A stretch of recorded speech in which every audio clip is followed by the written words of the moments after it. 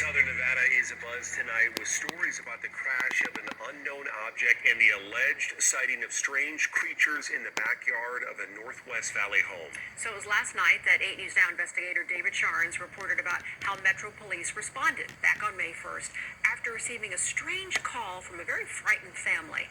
Well, our report generated a global response, and now piecing together the sequence of events has been kind of tricky, in part because the primary witnesses have been almost as elusive as the beings they say they encountered. Chief Investigator George Knapp is as perplexed as the rest of us, George. As you know, this is not our first UFO rodeo. We first heard about the incident in early May via the Metro Police grapevine. The incident has a lot in common with other bizarre cases from around the world. An alleged crash, strange beings, and bits and pieces that don't make sense. But the police took this seriously, and so do we. Just before midnight on April 30th, skywatchers across several western states saw a bright fireball streak through the heavens. A police officer working in the Northwest Valley caught a glimpse of the colorful object on his body cam. At nearly the same time, a Ring camera in the area recorded a strange noise and what sounds like a crash. One family living in a ranch-style home had a much closer view of the object. Two brothers and their father were working on a vehicle in their yard when they caught a glimpse of a sparkly object as it came crashing down, then were hit by what they describe as a shockwave.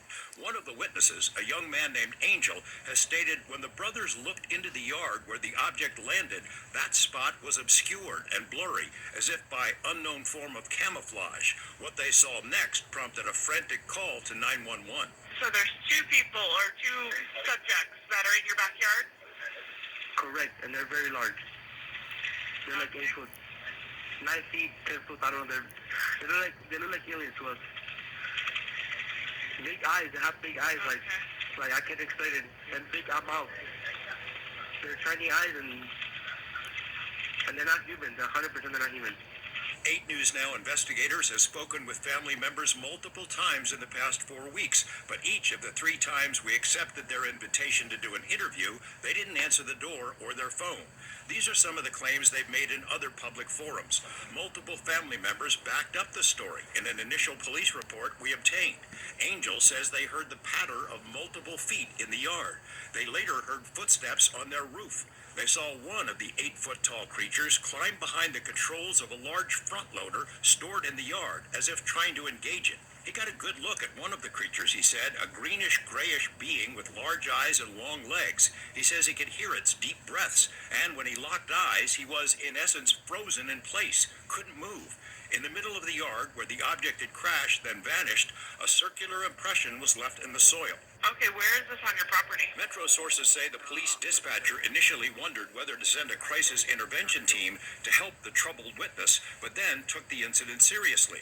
2 officers arrived 38 minutes after the call, and by then had heard from other officers. They proceeded cautiously and managed some nervous laughs. I ain't dealing with that.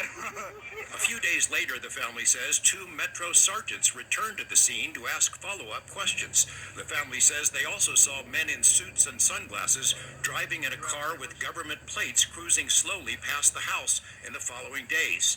Nellis and Creech have denied any interest or involvement with the incident. Metro has indicated they believe the family that something crashed in their yard. But what?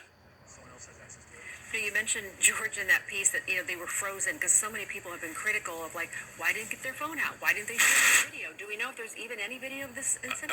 Yes and no. So there's a surveillance camera in the backyard. The property owner keeps that because he's got a lot of expensive equipment there. What we were told is that at the moment this thing comes down and crashed, this camera went out, and it was out for a couple of minutes. When it came back on, the object was gone, but the circle was there.